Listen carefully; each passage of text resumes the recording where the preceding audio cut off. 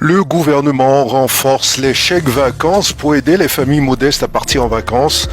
Des mesures testées en 2022 sont prolongées en 2023. Le gouvernement annonce une augmentation de 1,3 million d'euros du soutien budgétaire à l'Agence nationale des chèques vacances, NCV, en 2023. Ainsi, la dotation totale pour 2023 atteint 3,4 millions d'euros, annonce de la ministre chargée du tourisme, Olivia Grégoire. Cette décision devrait permettre à 15 000 personnes de recevoir une aide financière pour partir en congé. Un coup de pouce bienvenu en cette période d'inflation. Le gouvernement souligne l'importance de permettre à chacun de partir en vacances, quel que soit son âge ou sa situation financière. Par ailleurs, un dispositif expérimental introduit en 2022 pour encourager les départs en vacances des résidents des régions et départements d'outre-mer sera reconduit en 2023. L'année dernière, 9200 personnes sont parties grâce à ce dispositif. Ainsi, l'exécutif entend poursuivre dans cette voie. Le ministre délégué au compte public Gabriel Attal a annoncé lors d'une conférence de presse la mise en place de l'opération En avoir pour mes impôts pour consulter les Français sur les dépenses publiques et les services publics. Les Français vont-ils finalement adhérer au paiement de leurs impôts? C'est ce que souhaite le ministère des Comptes publics qui lance une opération de consultation des contribuables français afin de les impliquer dans la répartition des dépenses publiques. Les citoyens auront l'opportunité de donner leur avis sur l'utilisation de leurs impôts, ainsi contribuer à l'amélioration des services publics. Une plateforme en ligne devrait être lancée d'ici maximum un mois.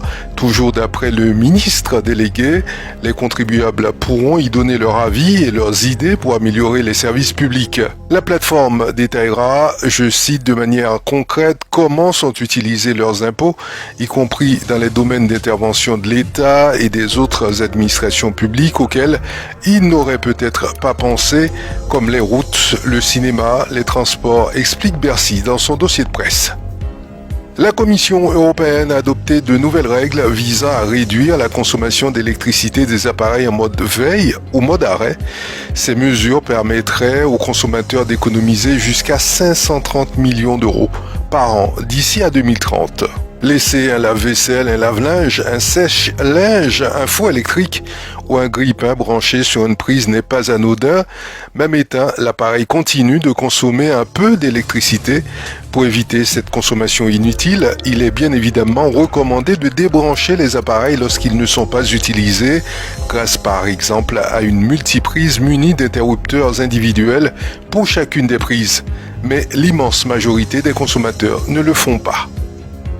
Lutter contre l'errance animale, améliorer la couverture vaccinale ou encore soigner les animaux appartenant à des personnes aux ressources financières limitées sont les objectifs du futur dispensaire de la SPA qui doit ouvrir ses portes courant 2024. L'errance des chiens dans les rues est monnaie courante en Guyane, de nombreux propriétaires ayant renoncé à une consultation ou à des soins chez un spécialiste en raison du coût des difficultés financières qui ne s'arrangent pas avec la grande inflation du moment.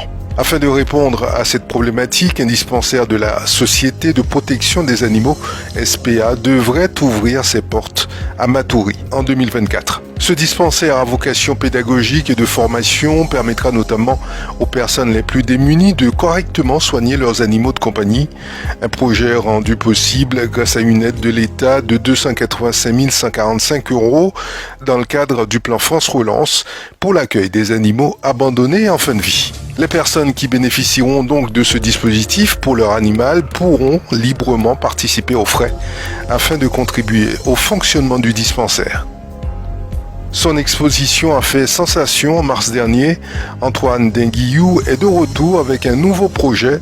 Cette fois, l'artiste y inclut la jeunesse. Le 21 avril, il a présenté au président de la collectivité territoriale de Guyane un projet artistique à dimension éducative autour des arts guyanais qu'il souhaite développer au sein des établissements scolaires du secondaire de la 6e à la terminale. Prochaine étape après la rencontre du président de la CTG, un rendez-vous au rectorat.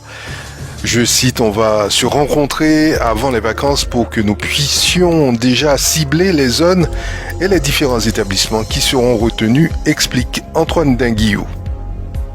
C'est une nouvelle qui attriste tous les habitants de Saint-Laurent-du-Maroni. Dans la soirée du samedi 22 avril, un terrible accident survenu dans le quartier Vampire a coûté la vie à un enfant de seulement 18 mois. Selon les informations recueillies, le jeune enfant aurait échappé à la surveillance de son père et serait sorti de l'enclos de la maison alors qu'un camion de collecte de poubelles passait dans la rue. Le camion n'a pas vu l'enfant et l'a malheureusement écrasé.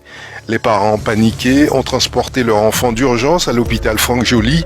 Malgré les efforts des secours, l'enfant a succombé à ses blessures peu de temps après son arrivée à l'hôpital. C'est la fin de ce flash, je vous remercie de l'avoir suivi. Je vous donne rendez-vous demain sur Radio Mayuri Campus.